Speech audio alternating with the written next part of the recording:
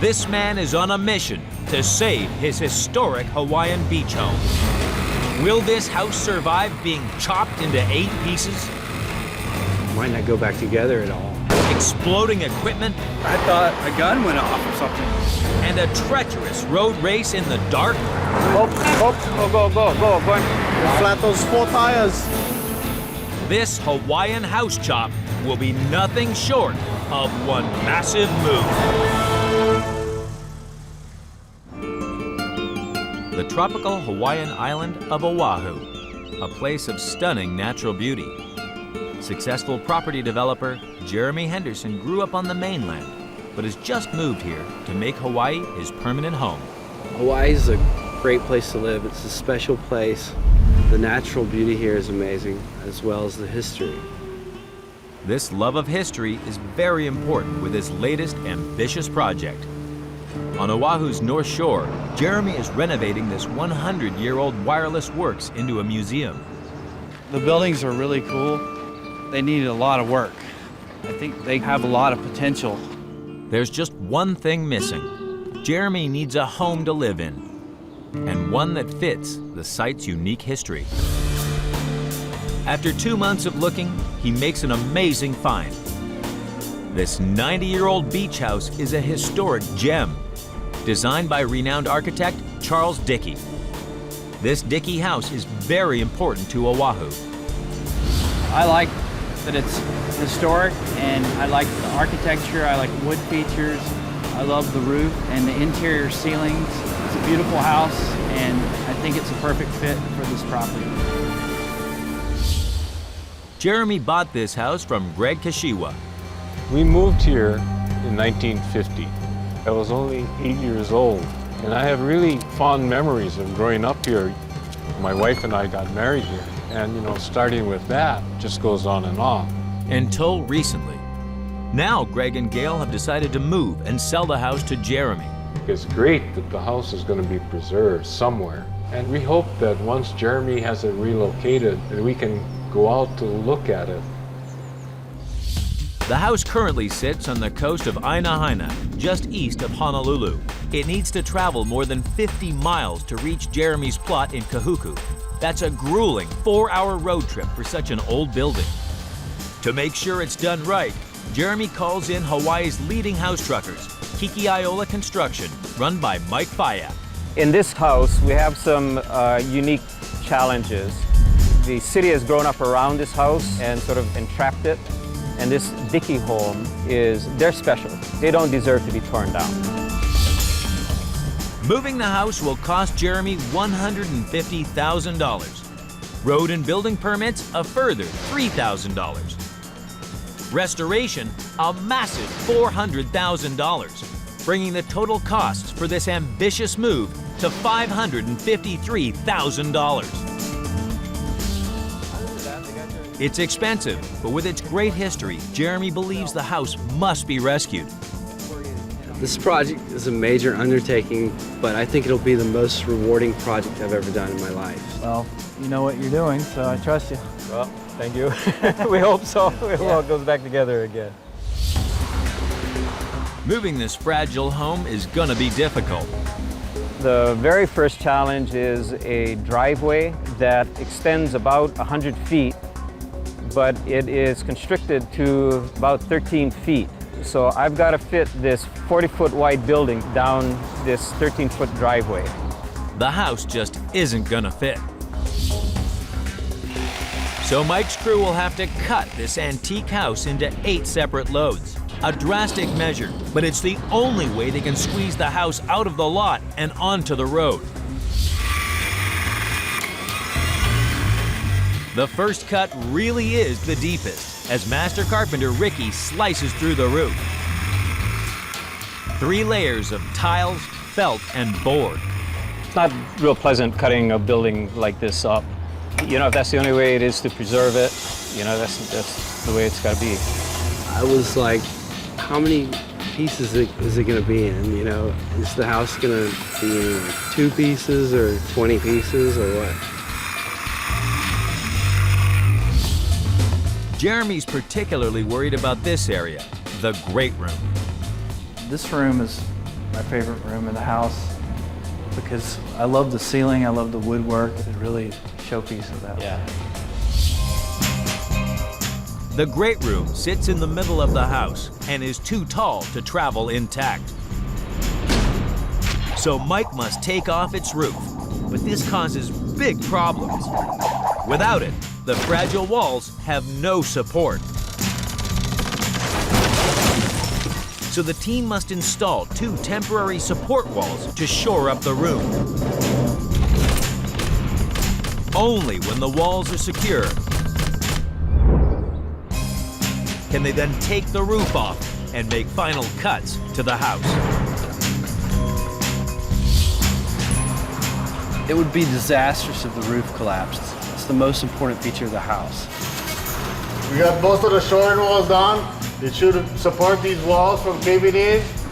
It's going to look a little bit worse before it gets better, but it'll be down the road in a couple weeks. Coming up, We're getting ready to roll. will the huge house squeeze out of the driveway I thought a gun went off or something. and survive a road trip in the dark? Slowly, slowly.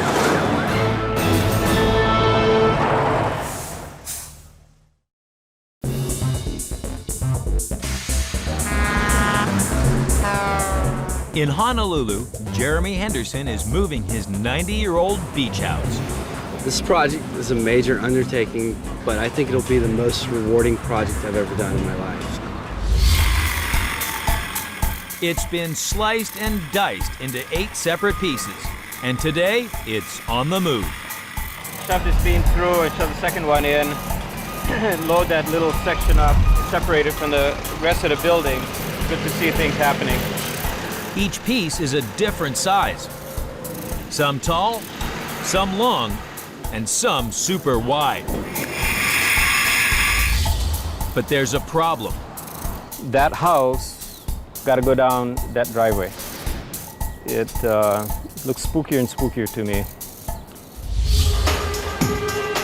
Hopefully the house has a safe ride out to the North Shore. Little or no incidents. It's a little scary. To add to the stress, the police have only given Mike 4 hours to do the move. Even worse, it's at night.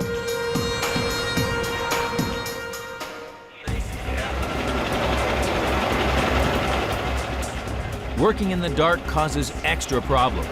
Visibility, all that kind of stuff is going to come into play that isn't that fun to deal with.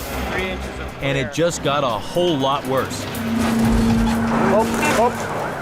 The low-running trailers catch on the bumpy tarmac. They're stuck.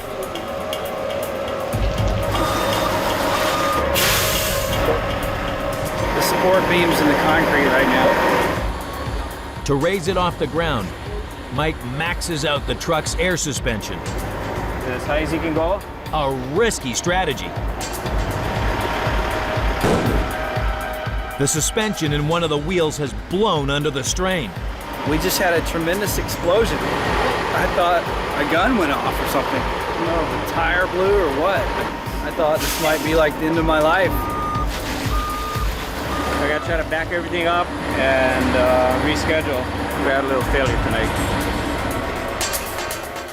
The move is turning into a nightmare. Tomorrow night, they'll have to start all over again.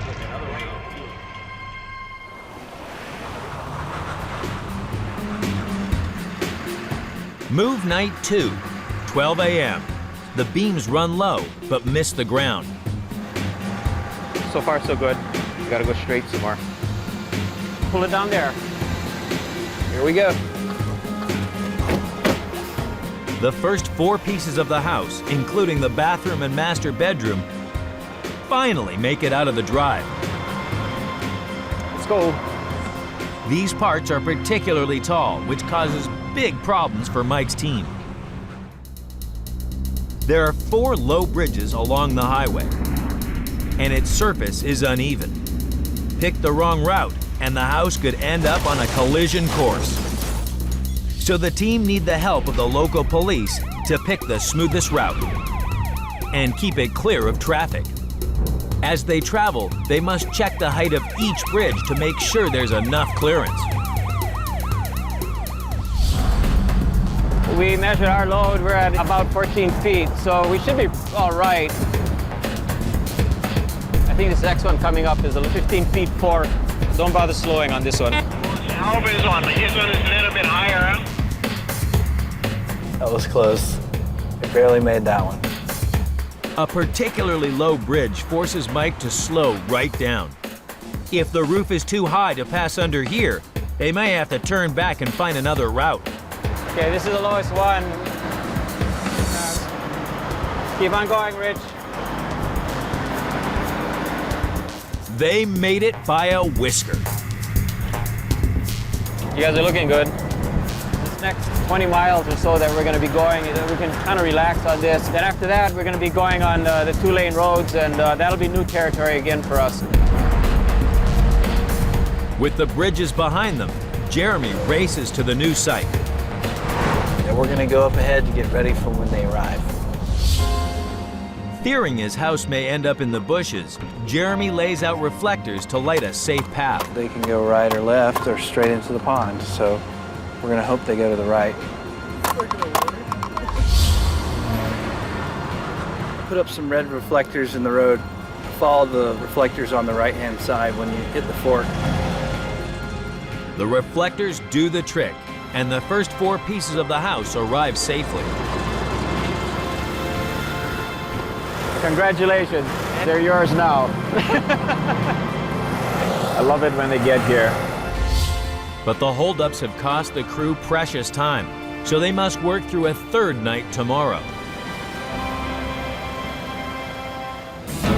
Coming up, Okay, coming up again. can the team raise the roof It looks like it's binding right here. and squeeze the rest of the house down the driveway? Okay, Braden, look alive.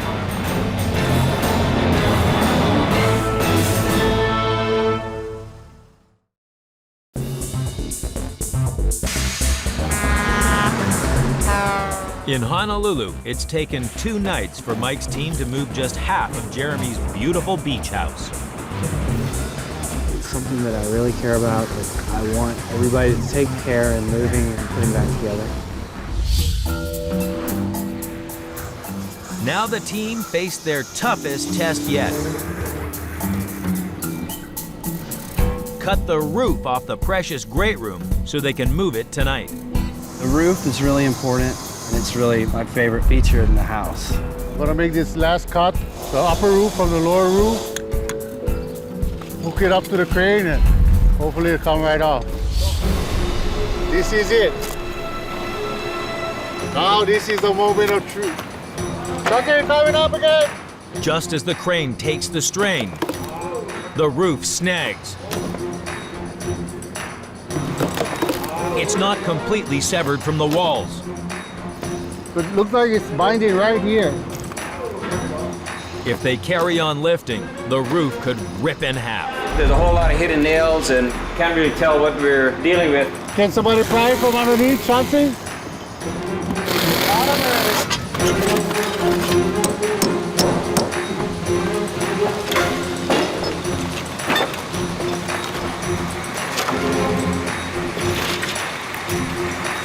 Finally, liftoff.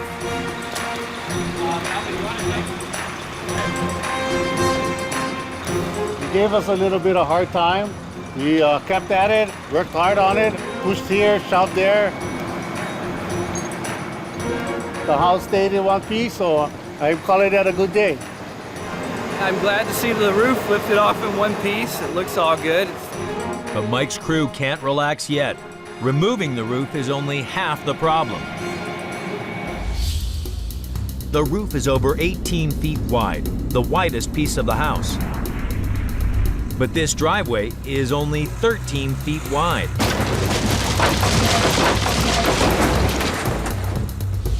Jeremy's reluctant to cut the precious roof in half, so his team must tilt it to one side,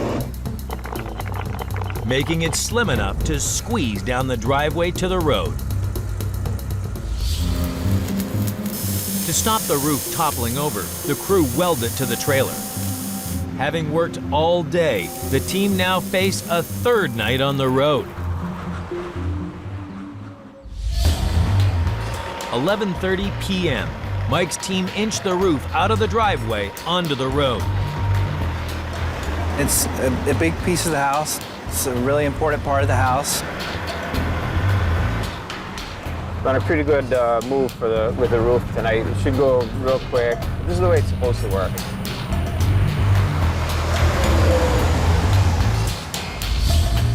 This time they're prepared for the obstacles en route. Nice work. Yeah, we got it. Great. Yeah. Went very smoothly. And deliver the roof by 2 a.m. Yeah, they're getting easier and easier, you know.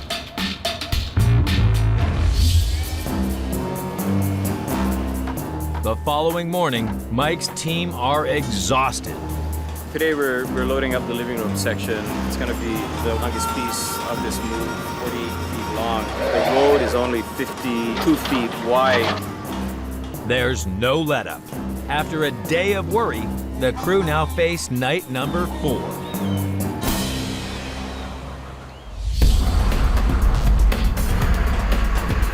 We're just getting this long section out of the driveway. This long living room is giving them nightmares. Gotta watch that tail swing and no fall. Keep on turning like that, Brayden.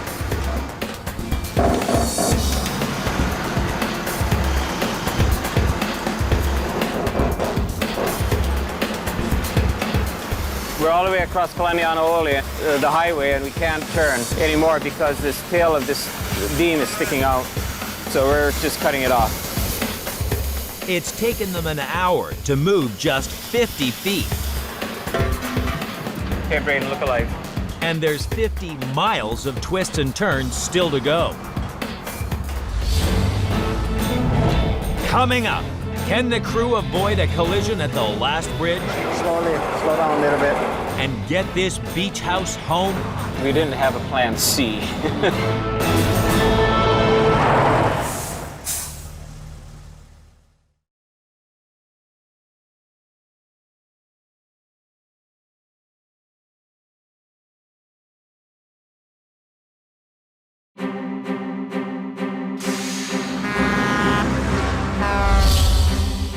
In Honolulu, Jeremy's beautiful beach house is being sliced, Watching the cuts is a little scary. diced, It's not real pleasant cutting a building like this up. and driven across the island.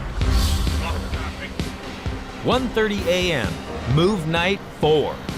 Mike's team raced the biggest section, the living room, along the highway. They had better have their measurements right. We have a low overpass and it's coming up. Yeah, it might even touch. Okay, Alvin, go real slow. Slowly, slow down a little bit. Slowly, slowly.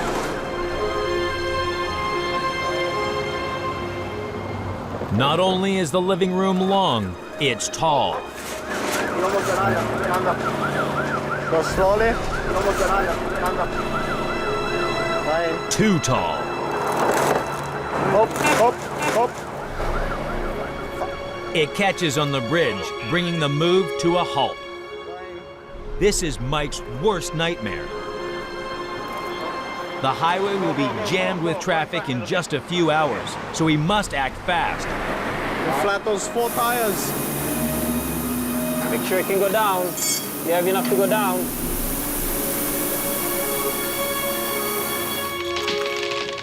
Come forward, right to here, right to here. Okay. Get that cross curve. The quick fix gives them a few valuable inches. Did the trick. They just scraped through. We had one chance, and if that didn't work, we would have really been in deep kimchi. We didn't have a plan C. The lounge pulls in at 4 a.m. And it's not long before it's joined by the final 2 pieces of the house. The house is all here. It's been a long, tough road over the last couple of months just to get to this point. It's finally here, and I'm glad that it's going to all come together, and I'm excited, but I'm ready to go to bed. It's been a grueling journey for Mike and his team, but now they can relax. Yeah, that first sip is really the best one, man. But then the next one's pretty good too.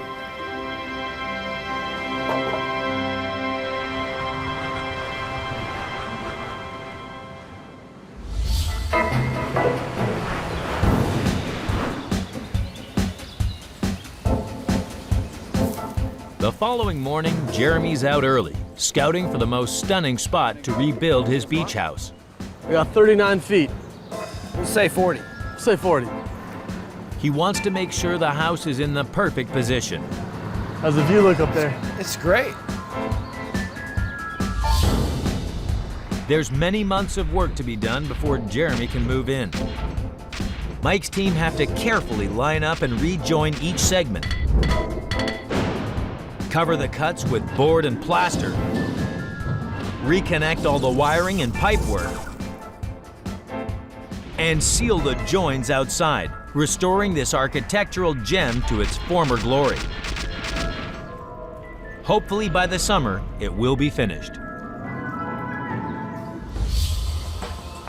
It will go back together. It's just going to take a little time, and I can take the history and the story and add to the project that I'm doing. Also have a great house. It's been on the ocean since it was built, and it's going to be back facing the ocean. Thanks to Mike and his crew, this historic house has been rescued, and Jeremy finally has a beautiful beach home.